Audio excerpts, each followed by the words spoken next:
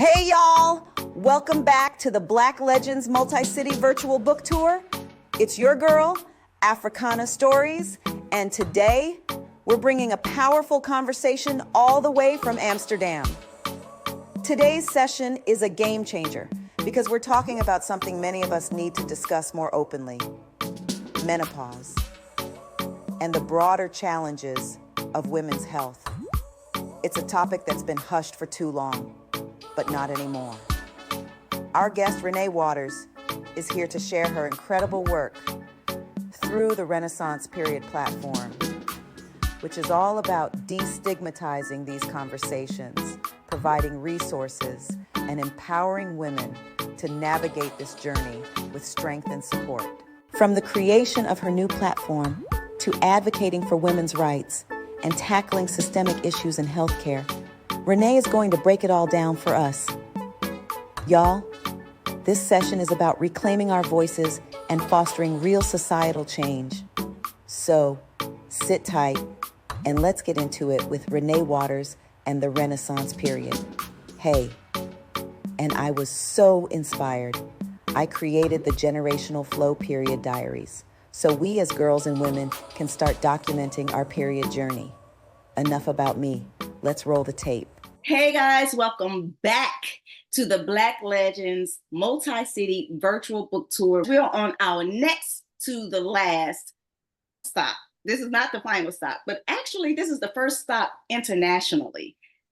I'm so super excited. We've had 4 phenomenal authors that came and they shared and they poured their hearts out. We gave away prizes. We've had some fun so far. Grab your favorite beverage because we're talking about menopause, the challenges like being in a boardroom. Don't click out. We really need you to hear us on this one. As a matter of fact, while I'm talking about it, we have also prepared a generational flow period diary. So even for the teenagers, we have a section where our daughters can talk to their fathers about their period, the questions they can ask, and help dads be involved. Dads, uncles, great uncles, granddads, be involved. It affects everybody in the family. If the woman don't feel good, hello, and all those mood swings, you'll know how to deal with that. So we're going to navigate through those challenges on this conversation.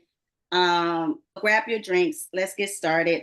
I have with me like the queen of Renaissance period. Like I started this journey of my menopause journey and she helped me through, oh, you need to try this, recipes on periods and how you can comfort yourself because we're still alone in this. We have to navigate this period journey, especially if you're having pain during your cycles, how to make yourself comfortable because getting that proper advice. And I'll tell you about my recent experience just a few days ago when I brought up perimenopause and the nurse looked at me like she didn't know what that word meant. Anyway, we're going to talk about all that. But first, let me introduce my mood and the thing. Like we are like twin souls here when we're talking about protecting women's rights.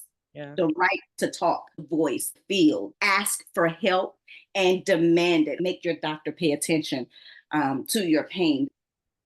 It just goes in one ear and out the other, and they give us things symptom, but they don't really help the problem. So let's get into it. But before that, let me introduce to you Renee Waters. Now, all of you guys have been seeing me market the whole tour with Roxy. Roxy is the brainchild of Renee Waters. Now you get to see her face. She's not an avatar. For real.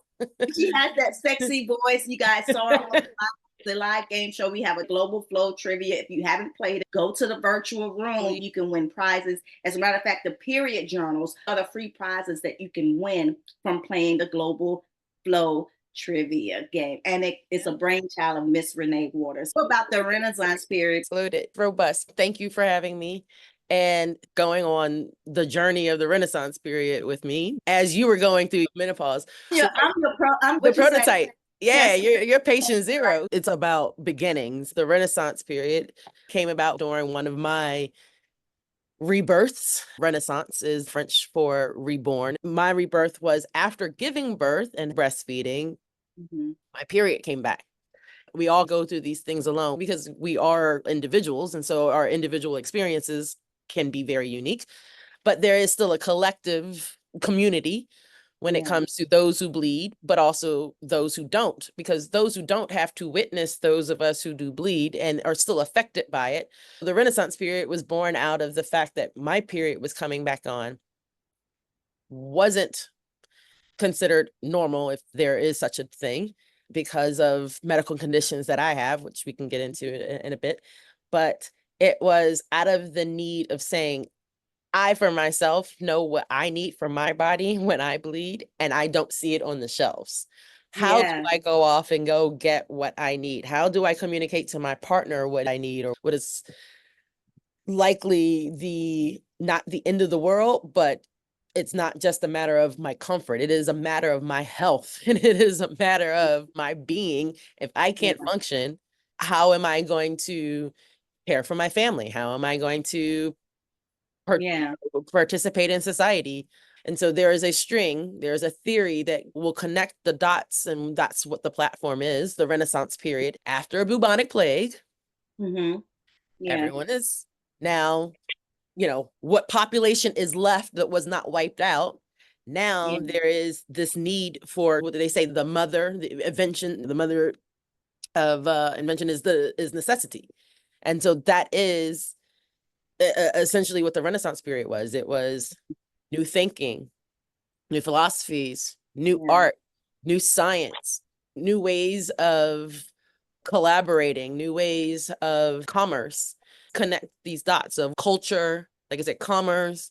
We're talking about societies and how we were looked as, okay, you can give birth, you can participate in society. For those who can give birth, for those of us, it's because we have this thing called a menstrual period and a reproductive system in which we are cast aside when it's convenient, but prompted up when it isn't. So it's a matter of being able to have a collective place.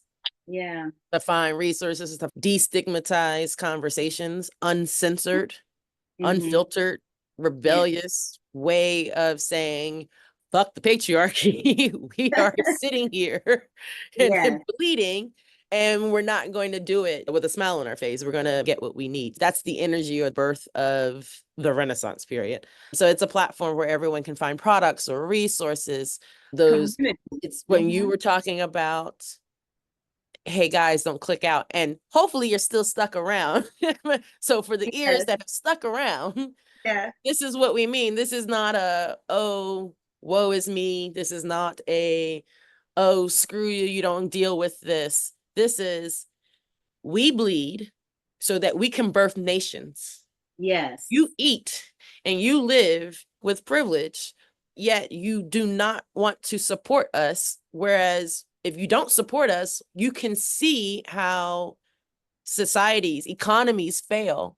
It's one of the easiest, most tangible things to connect the dots. And girls who bleed. Those who identify as, I bleed, but don't have anywhere to be able to get medical resources, to get education on what's going on.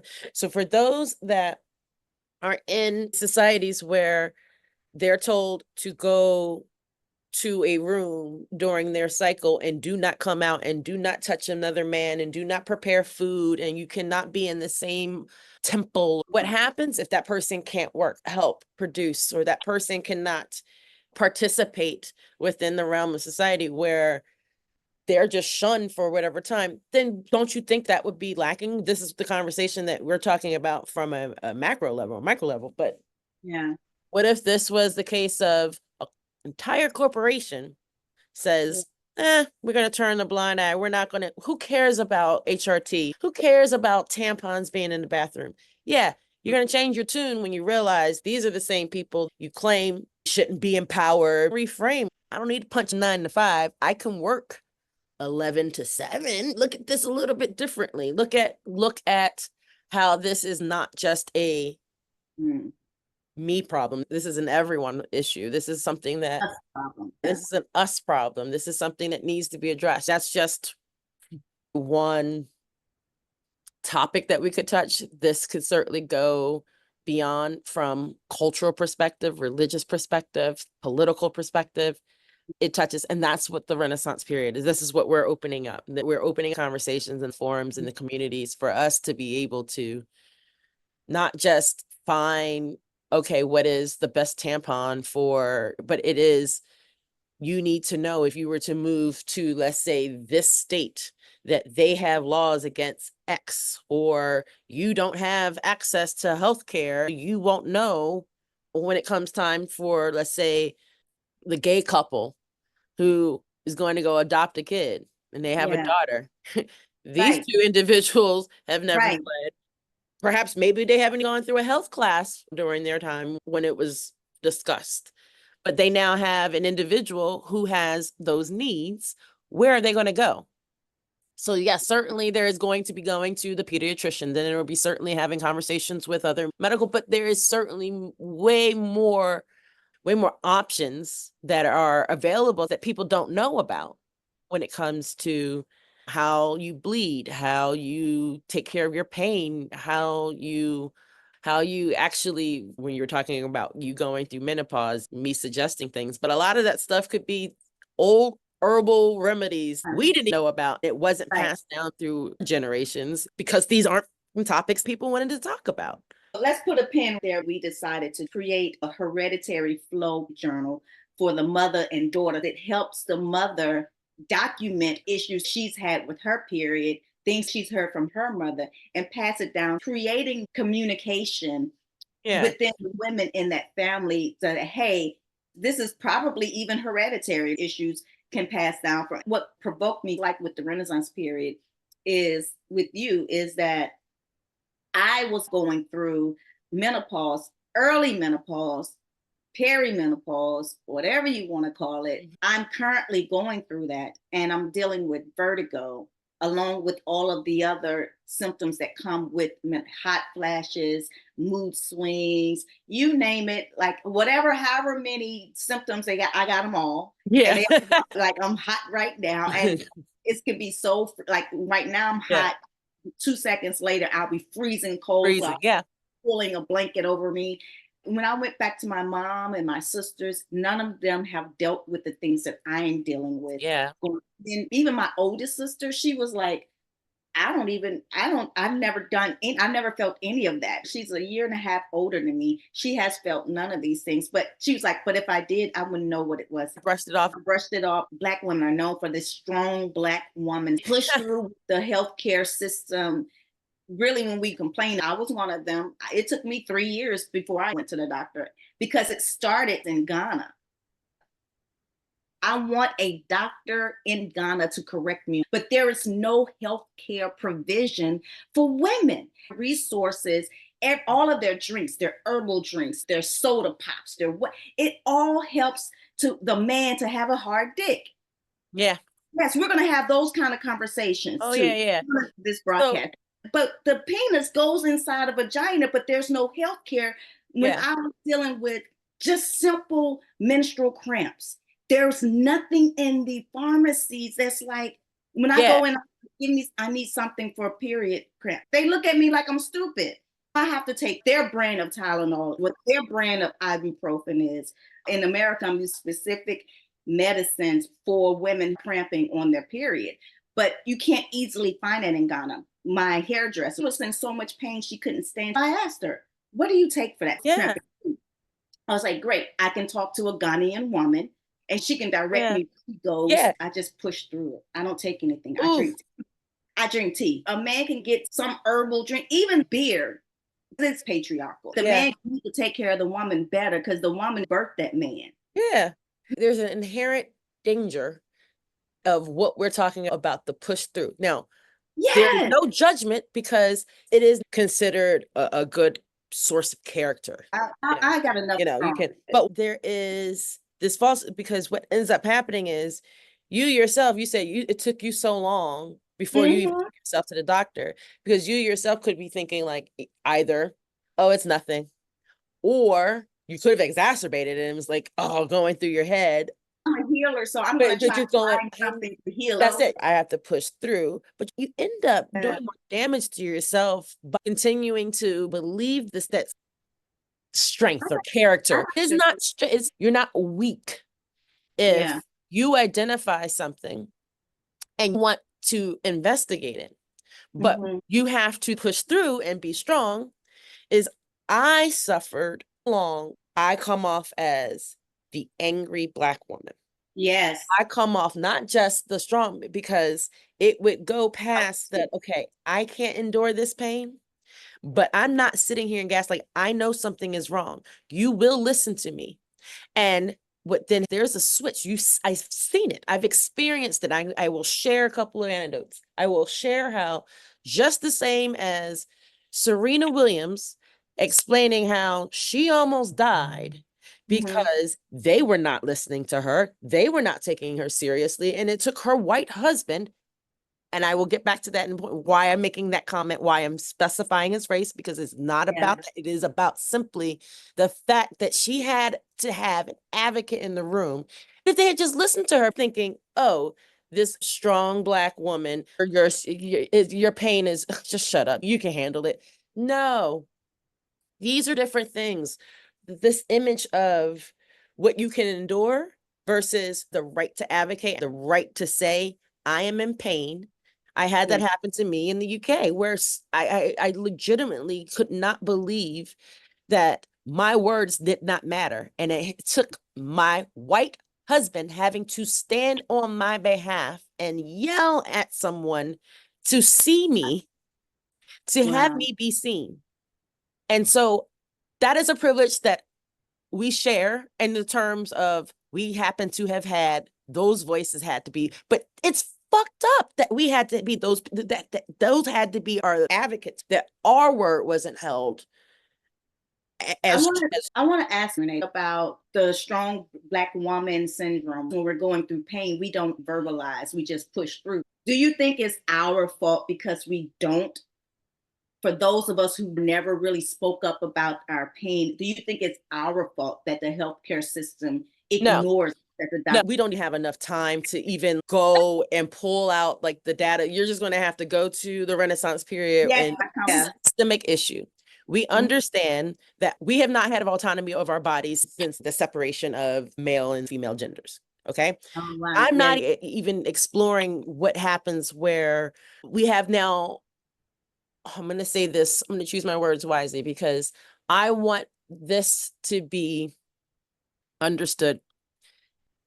We have been so binary for so long that the fact that, yes, there are multiple genders, there are multiple ways that people can identify. We are humans, but we evolve. Some issues are not from just the genetic or the natural, like the organic, the bio function. It is man-made. We have created these, is a systemic issue that we are still suffering at the hands of. Why? There is absolutely no reason why in a 30-minute window in the US, I can see an advert for erectile dysfunction or for however many adverts, but how many adverts will I see a woman actually with blood on her tampon, or there being advert that shows that we understand that women are going through multiple changes throughout their lives. This isn't just puberty. We go through multiple changes. And it's ignored simply because it's not understood, because it's been underfunded. It hasn't been researched. It has just been, get back to the kitchen. Go birth babies.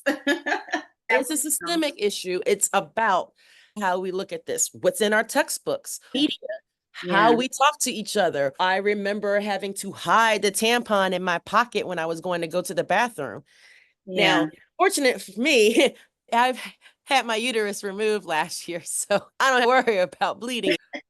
Recently, I did an experiment. You'd be happy to hear this. Whilst I don't have to worry about that anymore, I am now where I can walk down an airplane to the bathroom with my pad in my hand and going, I'm about to go change my pad. Like, what of it? A couple of weeks ago on a flight, I asked the stewardess, by the way, do you have a tampon? And she looked and she was like, oh, wait.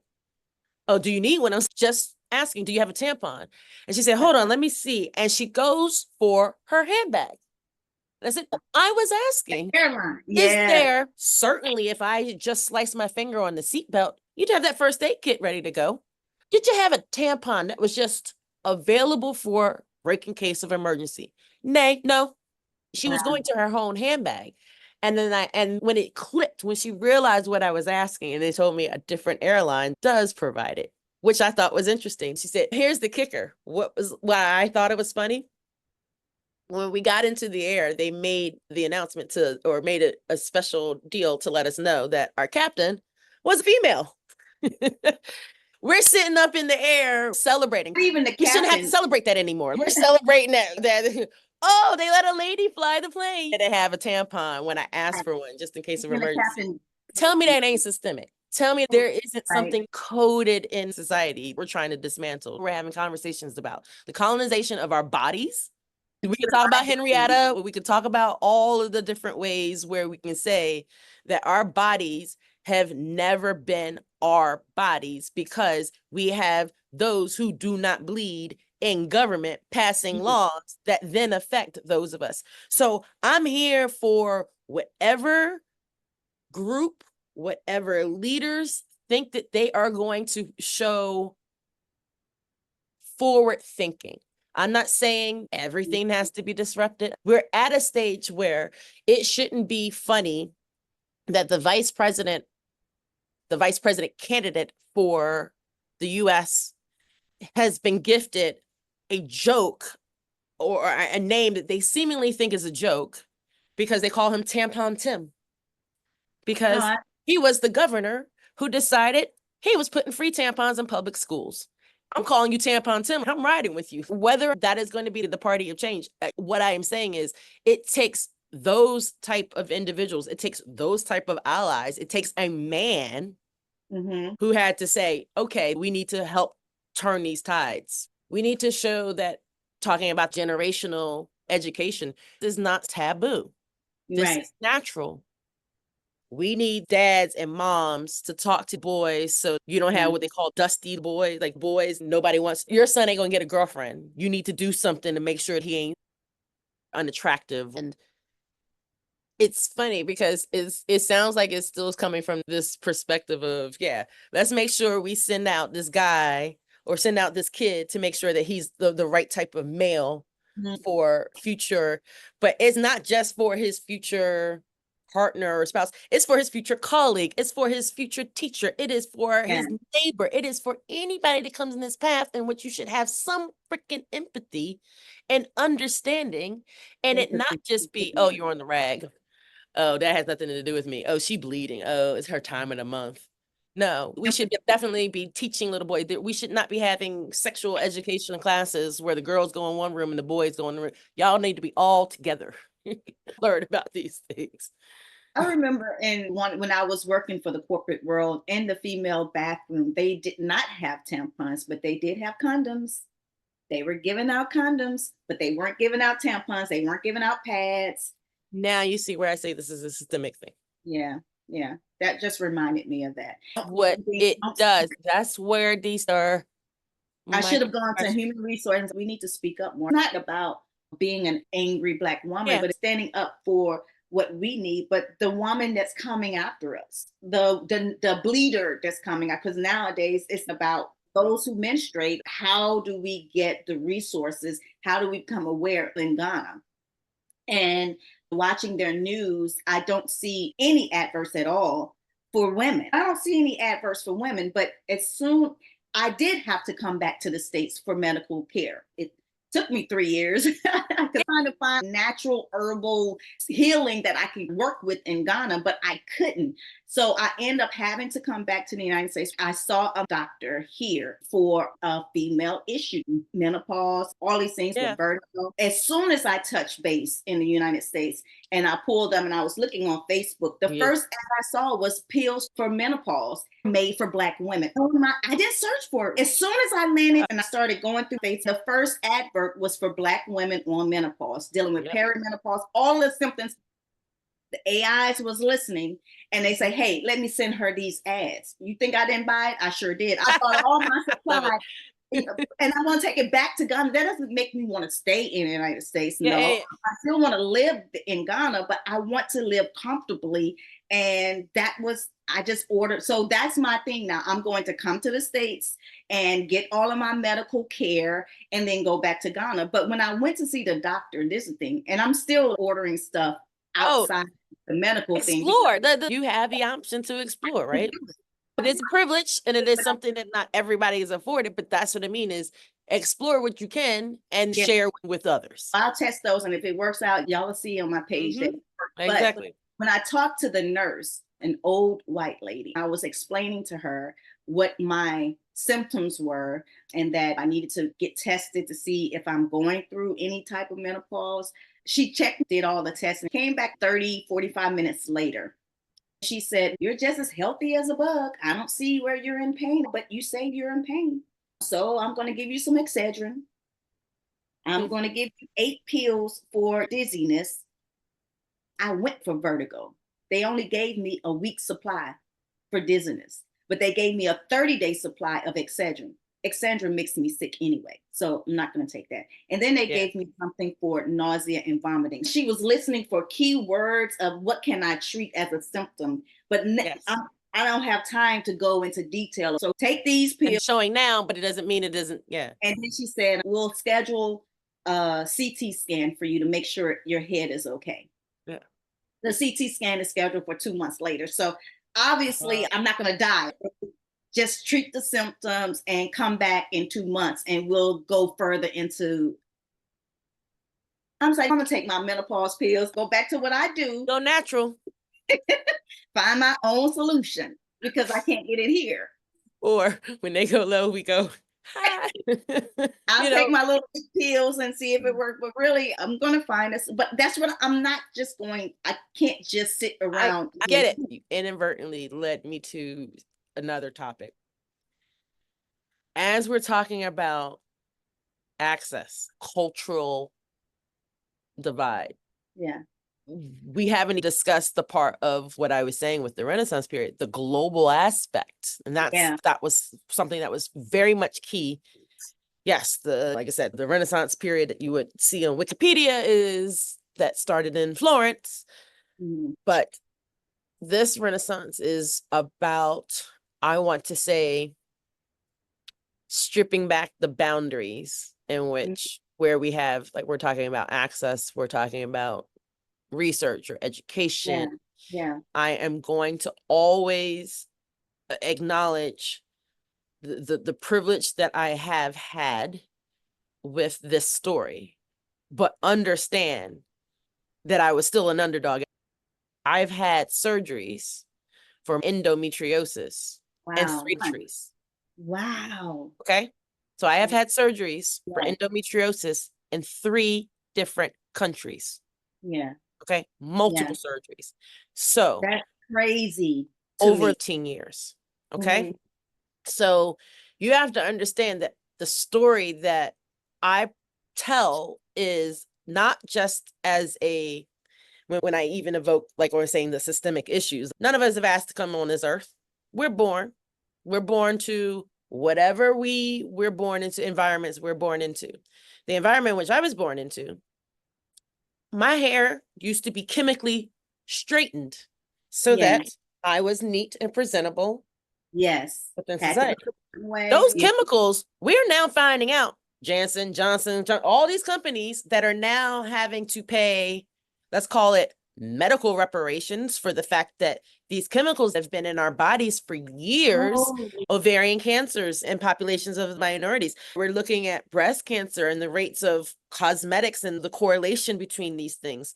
We look at how we beautify ourselves, where our nutrients came from, all of these things that would have affected our health. Because you don't talk about it, the problem keeps getting bigger.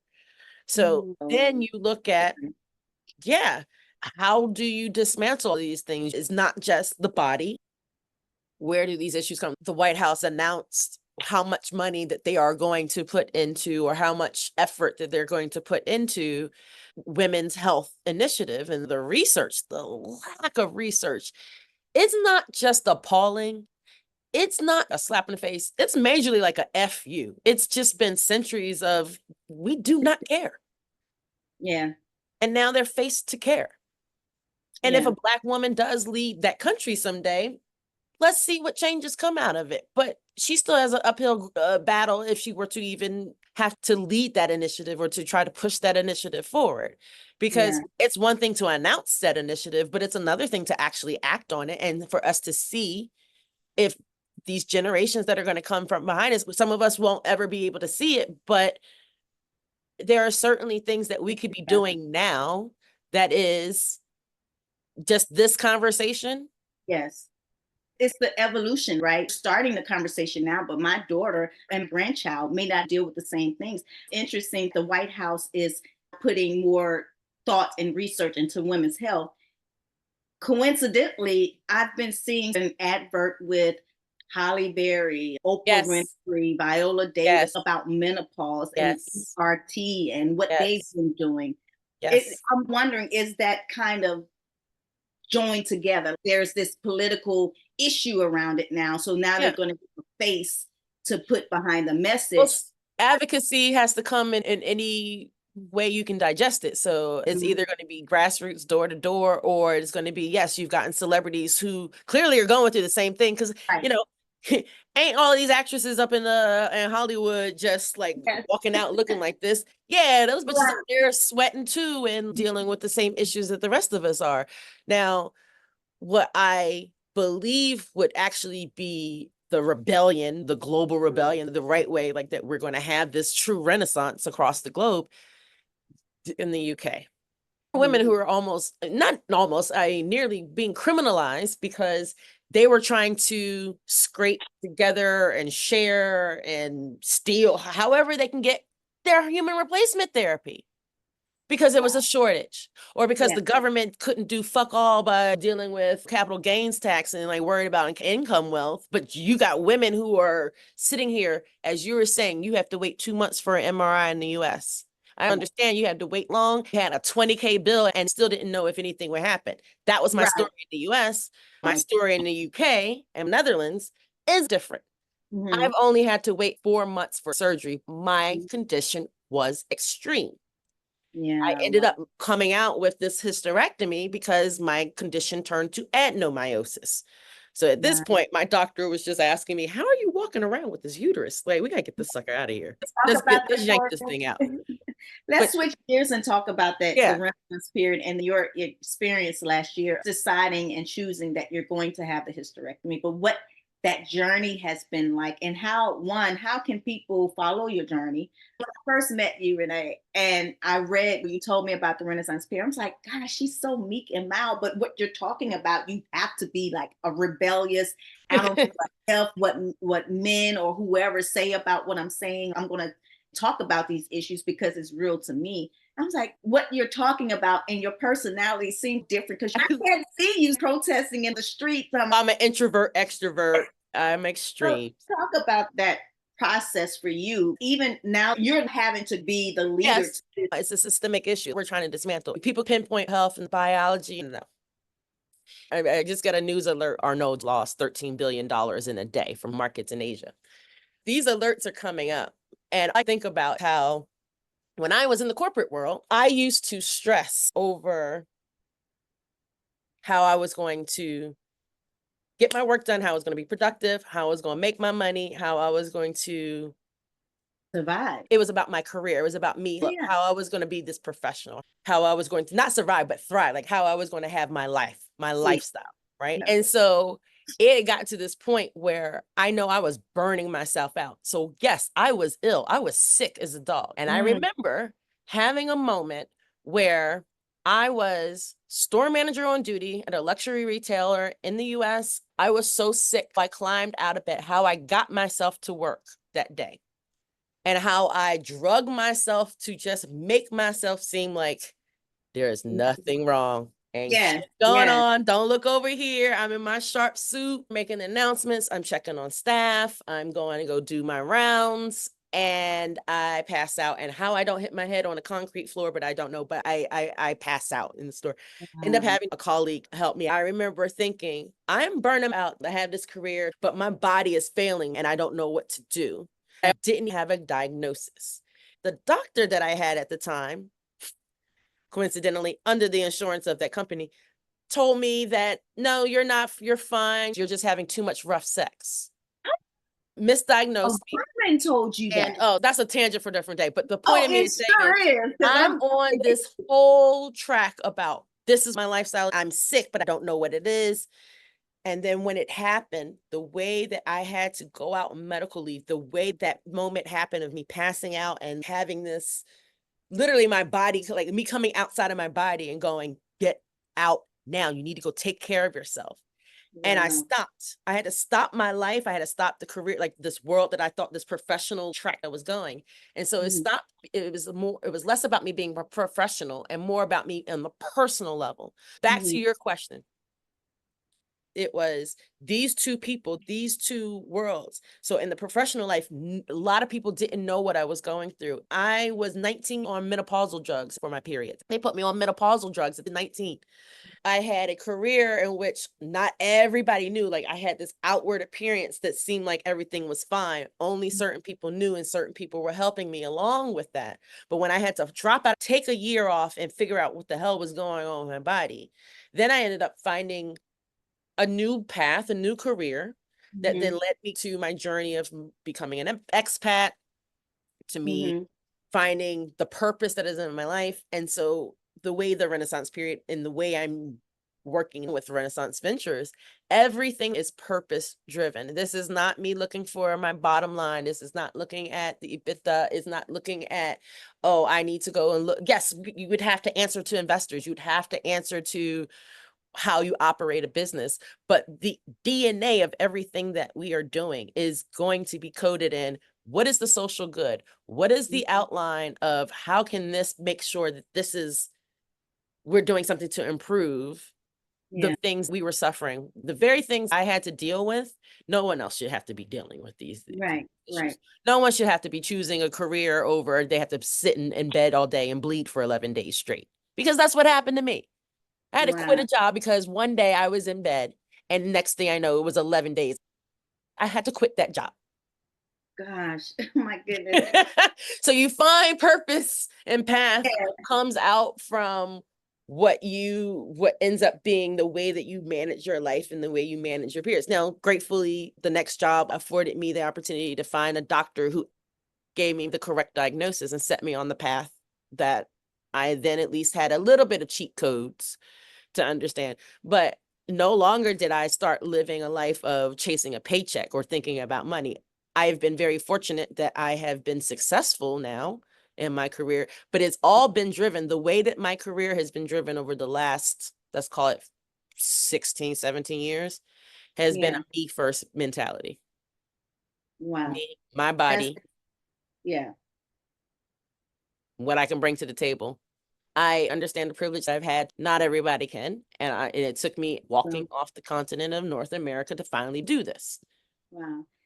We can go on and about the issues and challenges that we've had as women when it comes to our bodies, when it comes to our health and resources. Renee, thank you for being part of Thank the Black you. Legends Tour, the family. Thank you. Um, This has been cool I, to share. guys, it's not over now. If please, this conversation, we don't want it to stop here with the conversation now. Please follow Renee, ourrenaissanceperiod.com. In the description box, you'll have all of her contact information. Discord is where we can have those real period talks. Social media monitored and censored in some ways. So there's a lot of things that we can't really say online because they'll shut us down. But you can go to Discord for now. For Wow, now, we've got exciting them stuff now. coming up next year. Our Renaissance period. Now, before the next stop, this is literally the last stop of this tour, back in Ghana, the place I've been like trashing. Because listen, do some better healthcare stuff.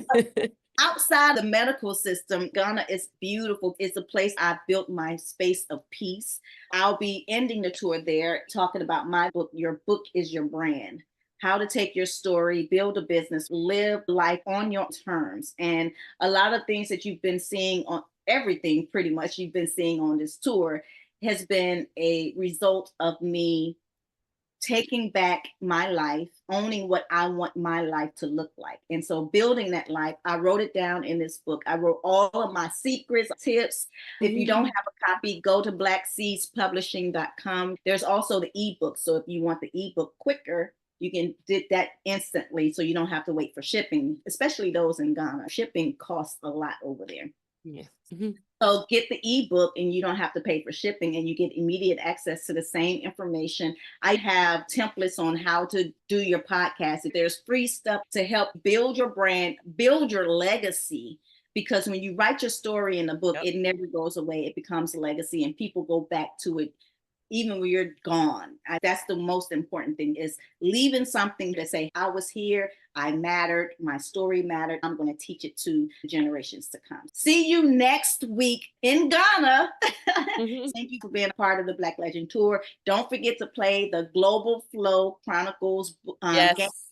Roxy is hosting, and you can win prizes. Go to the virtual game room on the tours page, blackseedspublishing.com. All of the stuff is in the description of this video. Thank you for joining us. Love you guys. See you next week. Y'all, I think we can all agree that was a powerful conversation. Thank you, Renee Waters, for sharing your insights and for being such a fierce advocate for women's health and empowerment. We need these conversations now more than ever. And your platform, The Renaissance Period, is such a light for so many women around the world. From tackling the healthcare system to breaking generational stigmas, today's session is a reminder that our health journeys deserve to be heard, respected, and empowered. Let's continue these conversations in our communities and keep advocating for each other. Next up, we're heading to Ghana on November 9th, where we'll be celebrating the power of storytelling and honoring U.S. veterans. You won't want to miss this final stop on the tour, where we're closing out with the theme, Your Legacy in Print. Until then, keep speaking your truth, and remember, your health, your voice, and your story matter.